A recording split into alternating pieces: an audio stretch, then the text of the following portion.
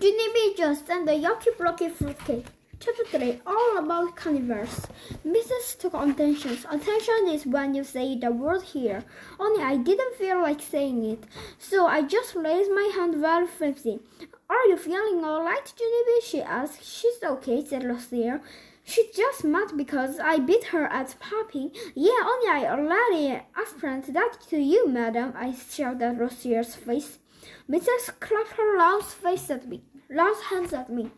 Junie Jones, that will be enough of that, she said. I put on my table again. This day is a bummer, I whispered to just myself. Mrs. stood up at her desk. Boys and girls, may I have your attentions, please? I would like to talk to you about a special night coming up at school at Friday. It's called Carnival Night. Does anyone know what the carnival is? I do, said that Jim. I hate a carnival is like what they have at the state fair every year. There are lots of lights there, like a first wheel and a take the wheel and bumper cars. Yeah, there's a shooting gallery with fake dogs, said Jim Hall. And there's a cotton candy that's loosen your teeth by eating big black holes in your proper tooth no more, said a boy I love named Ricardo. Ricardo's mother is a dentist, I think. After that, a crybaby boy named William stood off the body shy, and he said one time he rode a scary roller coaster, and he didn't even cry that much, except for he accidentally threw off his chair dog.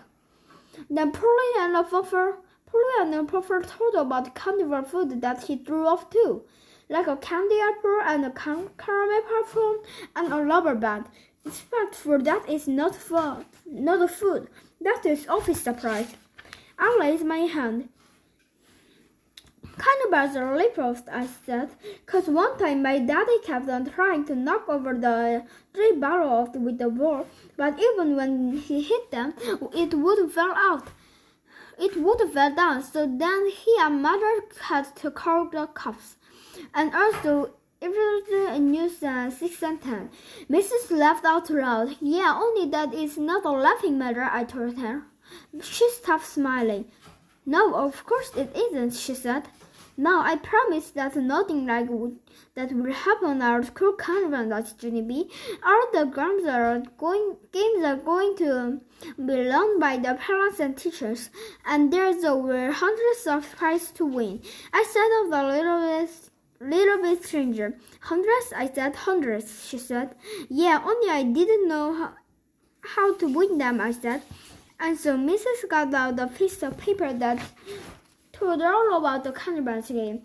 Well, let's see, she said. It said there will be a fishing booth, a paddle and a moonwalk tent, a putting green and clothespins and duck butter and baseball shoot, a link toast and a booth where you can throw a wet sponge and our principal face. Just then, Lumina started laughing very much. 'Cause throwing sponges at principal is a dream come true, that's why. Mrs. kept on reading. It also says that Mrs. Hall, the art teacher, will be painting faces in the art room, and in our very own room 9. There is going to be a cakewalk. I jumped right out of my chair. Hey, guess what? Walking on a cake is the funniest thing I loved, 'cause one time at the picnic, I stopped my grandpa little devil snack cake with a bare foot, and the creamy feeling was very squishy between my toes. Gooey, shouted that in my head. You gooey Birch Jones, you don't walk on a cake. A cakewalk is a game where you win a cake, right, teacher, right? Mrs. made squinting eye at the same. Yes, Jim. But we do not call people gooey birds. Calling people's name is rude. Plus, if you want to make a comment, I would appreciate it if you would politely raise your hand.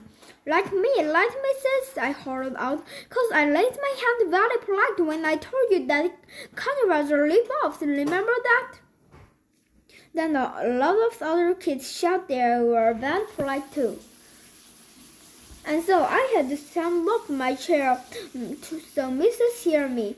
Yeah, only they can't be as polite as me, right, Mrs.? 'Cause I said it first, right? Then Mrs. loved her hand for a very long time, and also she took some aspirin. The end.